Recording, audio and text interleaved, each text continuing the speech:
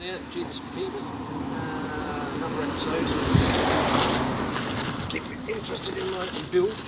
Right, so last week I didn't show a video. I basically cut the rear quarters off like I said I was going to. The metal comes down here. I'll show you the other side in a moment. So I've cut across there and there. Cut a 4-inch strip off the back. And up this part that come down here, I've cut a 5-inch strip. So basically I've cut that away. That back bit's been folded up, and then this bit I pushed around and it's just basically tucked up over there.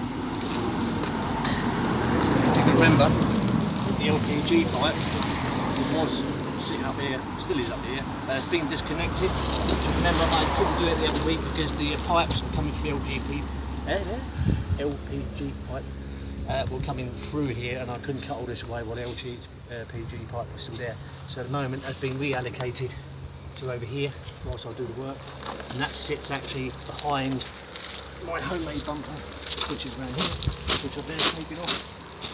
So that sits behind the homemade bumper, which if you need to watch, you can see in another episode. I've just started this side, and you can see what I've done here is I've made some cuts along here, cut straight down here, a couple of cross sections here.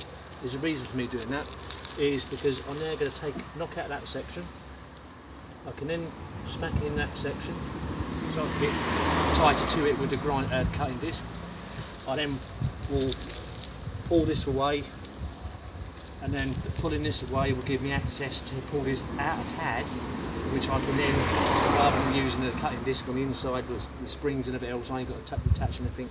I can then cut the back off and then fold it up, then fold this block round and then box section it off. When I was doing that, I come across this little package and I thought it was the lottery, National Lottery find. I thought I found a lot of cash stashed away in the vehicle. Unfortunately, it wasn't to be. It ended up being no more than sound deadening, and it just goes to prove that as much as these manufacturers like their cars sounding nice and quiet, if it was to get wet, it's sitting here soaking wet and just acts as a wet sponge and rotting the material away. So there's a lot to be said for it. Sound deadening reasons, but I think modern cars these days, having all this there, it's a rust trap, basically that's what it is. So no lottery find now. I'll get cutting and we'll see how we get on. So like I say, the idea is we're going to go straight across there. If I whiz the camera around here, you can see now the marks that I've cut on the other side, and you can see where I'm coming from, where I come to this little cut slight down here. If I can move it out slightly, you can see where I'm going to go with that. And this lot here, this back bit, I'll be able to fold up into here. This will be able to fold on top of it. I can smack this, make all this nice and neat, fold that in like that, and then that complete section here will be gone from this line here. So right, I'll crack on. Right, I better hurry up before I get rained upon. So, right, here we are. So, that's where we're at. That's what I've cut out. All this lot. You can see the double skin. Where I've cut, where it was. And the bottom of it, where it's folded over. And it's now started to rain, so I better hurry up and crack on. That's where I said I was going to cut, so I've cut out there, straight across to that line. Here you can just see where I fold it up. I'll just show you there.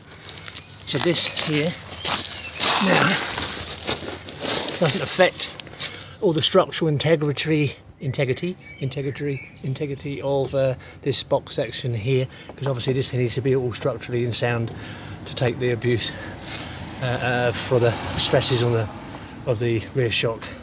So here we are.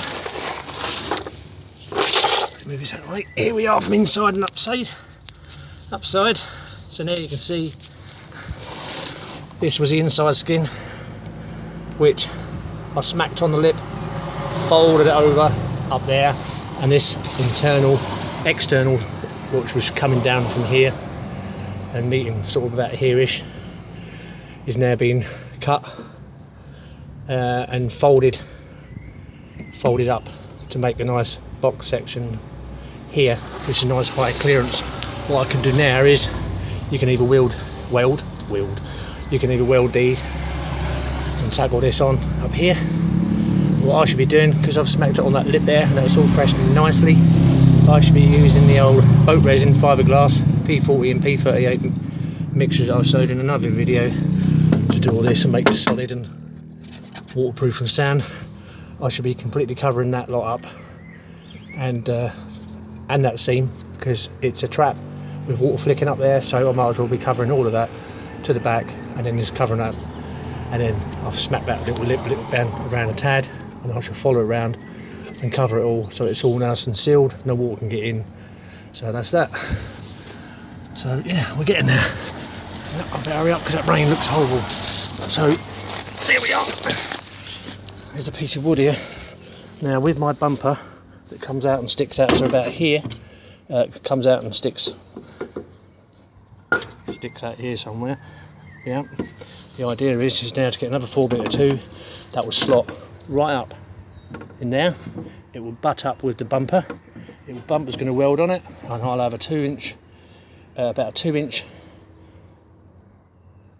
by 4-inch box section, and it will come to, it will sit flush out with about a couple of inches like that.